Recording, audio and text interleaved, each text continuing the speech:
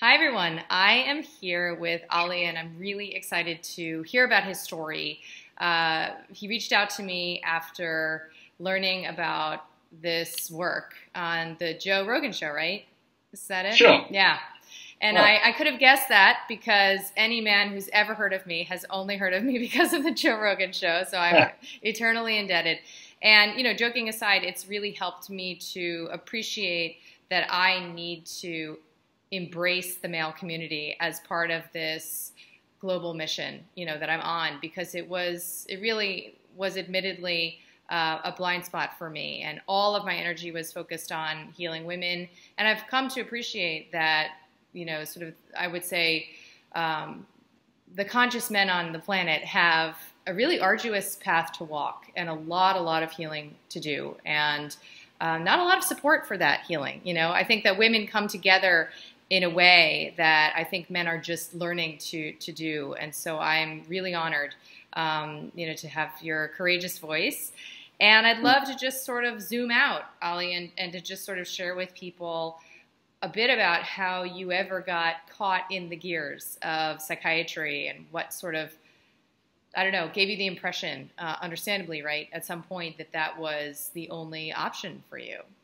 back in November 2015, I was a recent graduate from university and found myself in a rather high pressurized and quite work heavy corporate role, so graduate scheme. And to start with, it was right from the word go, signing a contract, 50 hours a week, and as you can imagine, with very kind of time restrictions and finance that are funded into these kind of corporations, then kind of staff and people take the first people to take that cut. So that 50 hours soon became kind of 70 hours plus 6 days a week.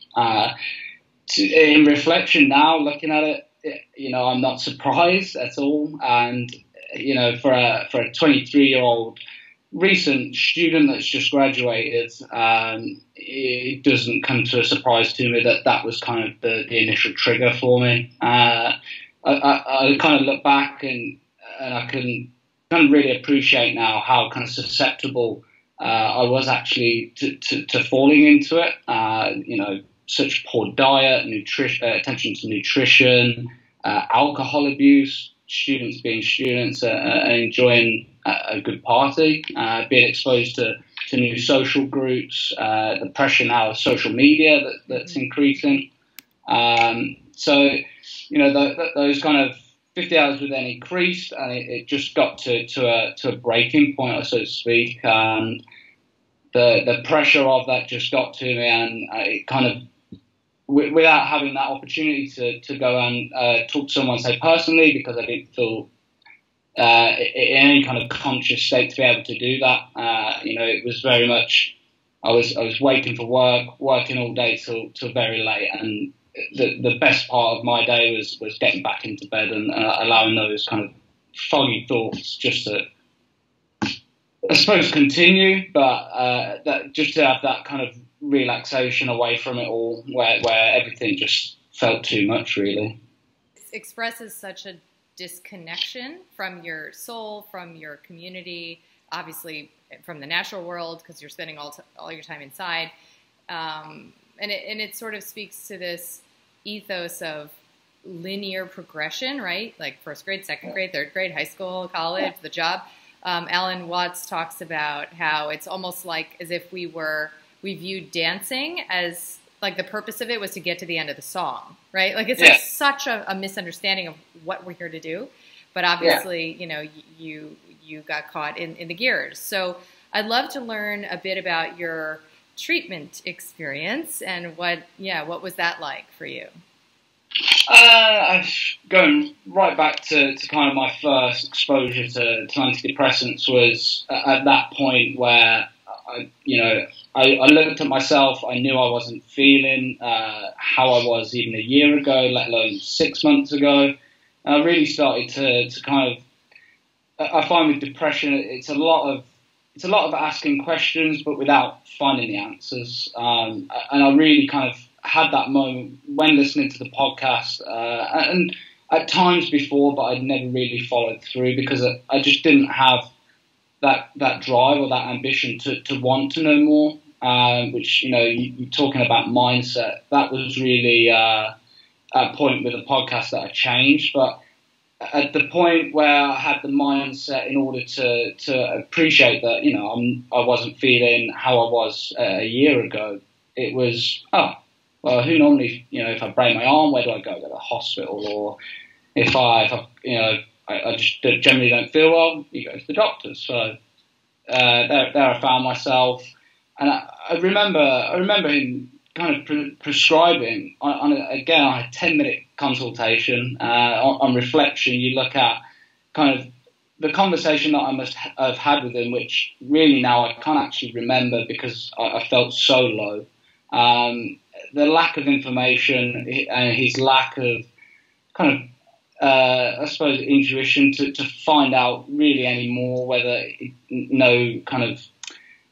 there was no reference to sleep or nutrition or any other aspects really that are real kind of vital components. What I now know as to health and the connection between the mind and the body and how they work together. So, at the time it was prescribed, and I just thought, well, at least I've now got an answer, or it's something. So, I think us as people being very factual or science based, it's there's a cure or there's an answer, and at that point you feel like anything is worth a try. And subconsciously there was part of me that really wanted to dive a bit deeper and really understand the reasons behind why I was feeling that way, because it was such a drastic change to what I'd ever felt in any kind of previous life, that I felt like I kind of owed it to myself to really understand what it is that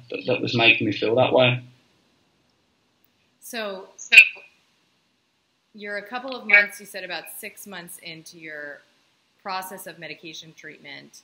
How much longer was it before you would reconsider, before you would think about, maybe this isn't what I need, or maybe I'm getting more of the gains from psychotherapy than from medication. Maybe you had side effects. I don't know.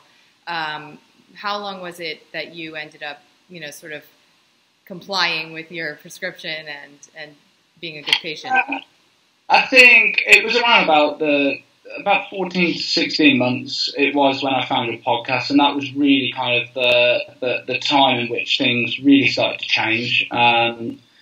Up until I took my antidepressants for maybe 6 months whilst I was still in that previous job. So it kind of took me a good 9 months post that, once I kind of had some time away and secured a new job, which was great. It gave me back everything that I initially really wanted from any kind of job, kind of post-university, the work-life balance, the salary, and the progression opportunities that it could give for a career.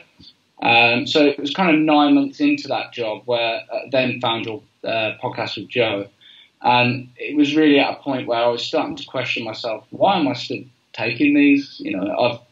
I've got a very good life. I've got the ability to kind of leave the office 9 to 5. It was almost a wealth amount of time that I'd just been given back, and I was using that in such a positive way for me personally. Tell us about the process of then beginning this, what I think you would call more conscious phase of your life experience. Yeah. So I kind of tapered off it took around, say, 3 months, I would say. My dosage of medication, again, through research, I would deem not to be very high. It was 50 milligrams of sertraline that was increased to 100 milligrams.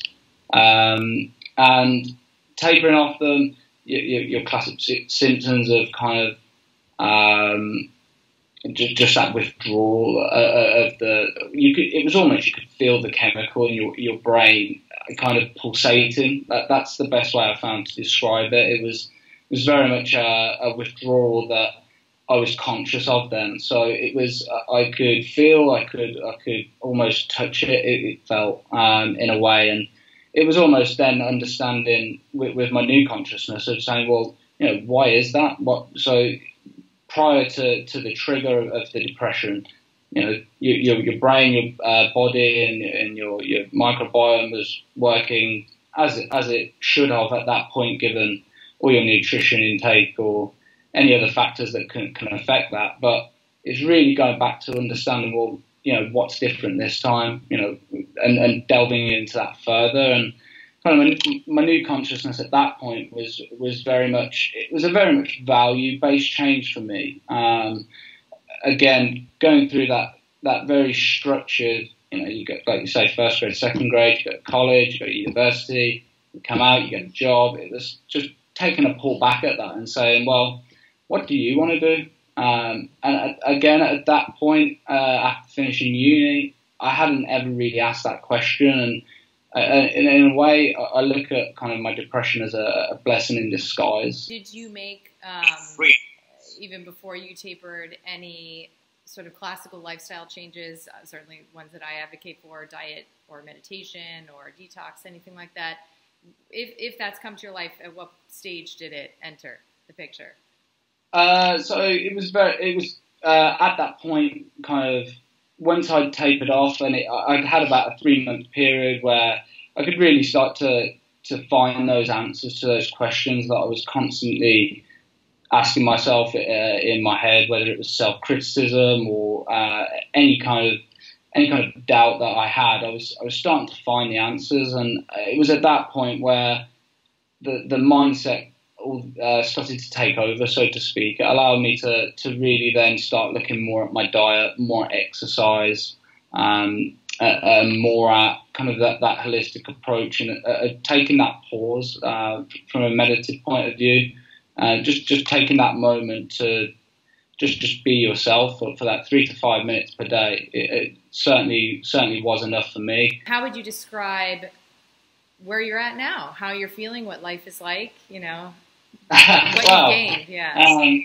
My life currently is, in my eyes, pretty perfect. I've got a small apartment in the countryside of China, and I'm doing what I love. I'm passionate for photography, which I'm kind of really, really trying to push now. And now I have that time. Again, everything is a positive in that sense. If I'm out with my camera, it's a photo may take maybe 5-10 minutes for me to take. So it's that opportunity of 5 or 10 minutes to appreciate the landscape that I'm in, or listen to a podcast.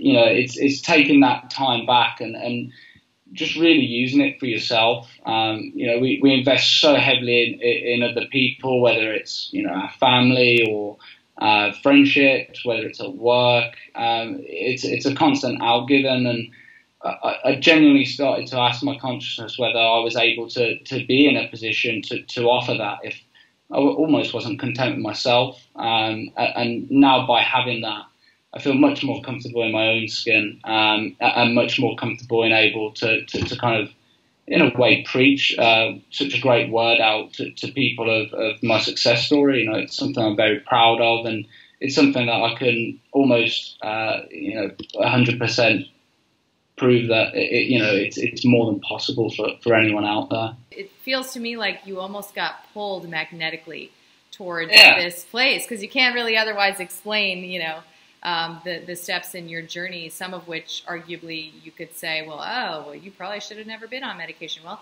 it was a required part of your awakening process, it sounds like. Yeah, no, absolutely. And I think with it speaks very true with the creative sense. I've almost kind of struggled from a creative sense. I remember taking art classes at school, and I was nowhere near the creative person required to be taking that as a class. But I look at it now, and it's almost like you say, this awakening is a rebirth of a creative side. I think a lot of that also just it comes with that mindset of wanting to know more, seeking to understand. So by being able to appreciate or allow in another perception, very much like a medication-free, holistic approach.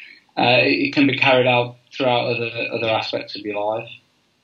I love it. This is so powerful, and I'm very excited to see how your journey unfolds, and just grateful that you had the courage that you did to follow this pull, because I think that it will contribute to the light that we are raising on this path that I think we all deserve to walk down. So I want to thank you, Ollie, for speaking with me.